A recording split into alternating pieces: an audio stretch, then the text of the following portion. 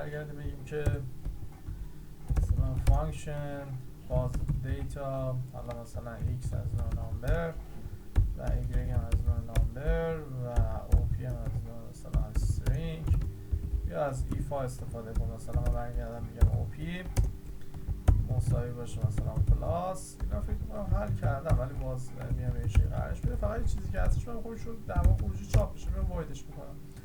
برگردم میگم console dot log و x رو علاوه y به همین شکل و else if در واقع op رو مساویه با ماینس و اینجا console dot log بکنیم x منهای y رو کنترل دی و ضرب در رو و کنترل دی تقسیم و در کنترل دی باقی مانده و else console dot log not indicate دیتا. میگم اینجا مثلا 10.5 و 20.5 و پلاس. میایم اینجا و به این شکل ببینید که داره جمع رو انجام میده. مثلا میتونید اینجا تفریق بذارید که ببینید تفریق رو انجام میده و ضرب رو بذارید، حالا در واقع ضرب رو بذارید و ببینید که ضرب رو انجام میده.